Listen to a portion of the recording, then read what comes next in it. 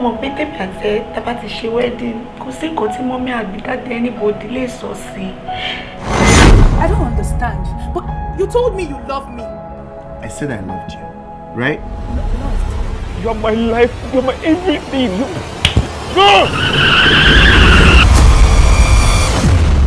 Mo wájú wòrìwò fún ẹ̀mí orí bí mo wẹ̀yìn wòrìwò fún ẹ̀mí orí bí mo màrí wòrìwò fún mo rí bí okùn mo rí bí dẹ́bí ilá adéwálẹ́gbẹ́dẹ́ ìtìsọ́bìnrin ọ̀run jẹ́kí ni máa bògbó erin máa ń bó agbadí máa bògbó erin máa ń bó kí ni máa bọ̀dàn erin máa ń bó ìjòkùn ní máa bọ̀dàn erin máa ń bó kí ni máa bójú omi erin máa ń bó egungun ní bójú omi erin máa ń bó ẹgbẹ́ máa máa jẹ́ nǹkan o ènìyàn rere kì í kí ayé bọ̀rọ̀.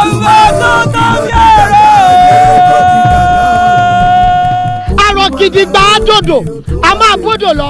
Sinimá tuntun àmọ́ ìjà ńlá bẹ́ sílẹ̀ láàrin ara ayé àtàrà ọ̀rọ̀ wọn kí gbogbo ìgbèrò ìgbélé bẹ́ẹ̀ la sọ́túndú méjìjì tẹ́lẹ̀kọ̀ ọ̀run polówó ikú tantan Kokumo tó fẹ́fẹ́fẹ́ ikú ń bọ́ mọ́rin ọmọ òfurá ó ṣe ń mọ́jọ́ ẹ̀yẹ láyé bẹ́ẹ̀ ni wọ́n ń mọ́jọ́ ẹ̀yẹ lọ́rùn jígi ara yẹ lọ́rùn bọ́ọ̀lù rẹ̀ wọ́n fọ́ ọ̀rọ̀ bá dogun dọ̀dẹ̀ ó dàjà kó akátá nínú sinimá tuntun Kokumo sọ̀tájú Olayinka Solomon ògbómọṣẹ́ worldwide ló tún produce eléyìí Muhydeen S ló direct yẹ starring Olayinka Solomon ògbómọṣẹ́ Rotimi Salami Mustapha Solagbade Akimogbara Kevin Obatide Tóyìn Aláùsá Ládìfọlárin Ọ̀túnbọ̀ Majibike Diva Gold Ọpẹ́ Òkùnọlá Victoria Adébóyè àti bẹ́ẹ̀ bẹ́ẹ̀ lọ nínú sinimá titun Saturday ní English ó ti jáde báyìí marketed and distributed by Olasco Films Nigeria Limited 10-6 Movie City Ami Arena Shopping Complex Bọ́ládé Òṣòdì Lagos Headmaster Films Nigeria Limited Nureto Films Nigeria Limited àti Film International Limited l'Arena Bọ́ládé Òṣòdì Lagos ní distribute ẹ̀.